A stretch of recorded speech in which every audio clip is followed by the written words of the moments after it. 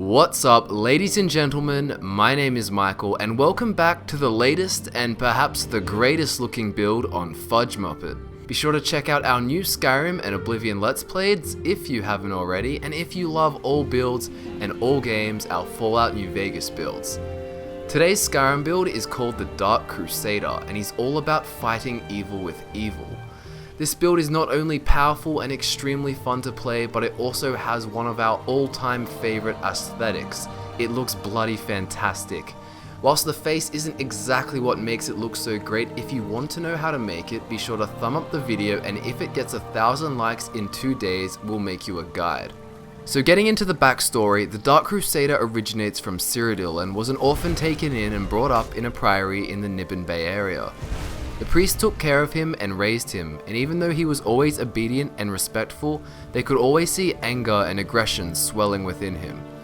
Early on, he was taught basic magic such as healing and casting flames, and he lived a simple life. During this life, he would always be witness to bandits coming by the priory and extorting money from the priests. He saw the imbalance of good and evil. The good men, who were always trying to help people, were being tormented and had their livelihoods abused. It was a stormy afternoon when one of the main bandit collectors arrived with new demands. He wanted a 40% increase on what the priesthood could only just afford already. The main priest politely tried to refuse and explain the issue reasonably, however the bandit wouldn't have it.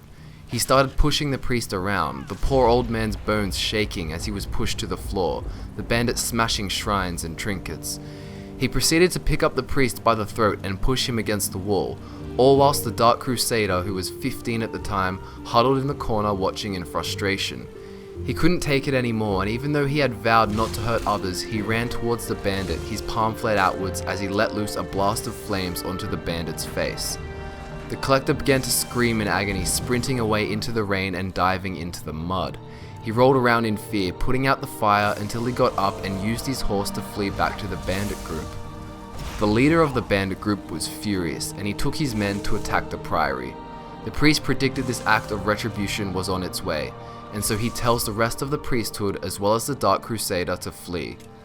Upon leaving the priory, the young boy went with the priesthood at night, and half an hour through their journey, the smell of smoke filled the air, and the Dark Crusader turned back to see flames and smoke fill the night sky. Much like the bandit's face, the priory was now burning to pieces.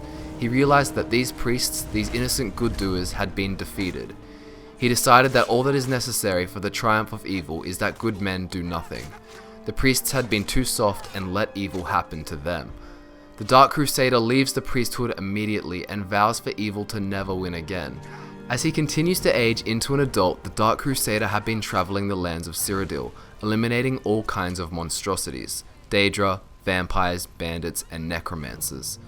After hearing of vampire attacks in Skyrim and of the Dawn Guard, he headed to Skyrim to join them, but of course he is captured at the border. The Dark Crusader does the deeds that need to be done, the jobs that no one is willing to do, so that priests and the charitable people of the world can continue on being helpful and kind. He will be using and controlling evil to defeat evil.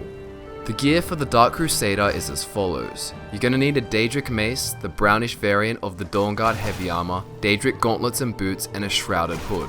So as you can tell, for one of your questline choices, you will be exterminating the Volkihar vampires in the Dawn Guard DLC. Heavy armor is of course a skill too. The Dark Crusader hates all evil abominations, so of course he will join the Dawn Guard, and this is where you will get the Dawn Guard armor, and you will also be getting the shrouded hood. To get this, you're going to have to wipe out the Dark Brotherhood. Evil mortals are also on the Dark Crusader's hit list, and he will have no problem murdering them all so that innocent flesh can remain untorn during the night. Whilst the Dark Crusader uses a Daedric mace, we strongly recommend that up until you have one, you use the bound sword. As you can see, one-handed is of course the other skill, and the bound sword will allow you to have a weapon that has high damage early on and also help you in getting your conjuration higher faster. Conjuration is the main skill of the Dark Crusader, and by leveling it up faster, it means that by the time you have the Daedric mace, you'll be able to conjure the creatures you desire, and in our case we've chosen 2 Storm Atronachs. Smithing will also be a skill of the Dark Crusader, as he uses the dark techniques of forging armor from the hearts of the Daedra he slays. The The final skill for the Dark Crusader is Destruction, which will be used to cast Fireball, burning apart your enemies and purifying the world of that which is foul. As usual, all the perks you'll need can be found in the description alongside our social media links for Instagram, Facebook, and Twitter. Something fun about the character you would have also noticed is that within the Dawnguard DLC, he's going to obtain Arvak and then going to be the demon summoning badass who's still one of the good guys and also rides a demonic horse into battle. Besides doing Dawnguard, the Dragonborn DLC, as well as the main storyline and wiping out the Dark Brotherhood, the Dark Crusader can also join the College of Winterhold to further his magic abilities.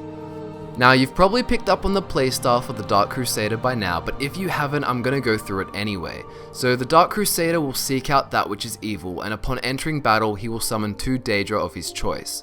He will then switch out to his Daedric Mace and the Fireball spell, and use the ranged destruction to aim at groups of clustered enemies to weaken them.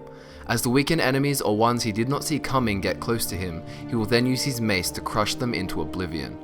The stat spread for the Dark Crusader is half health and half magicka to achieve the perfect balance of staying alive and mastering magic. We recommend, however, putting 70% magicka for the first 15 levels of the build.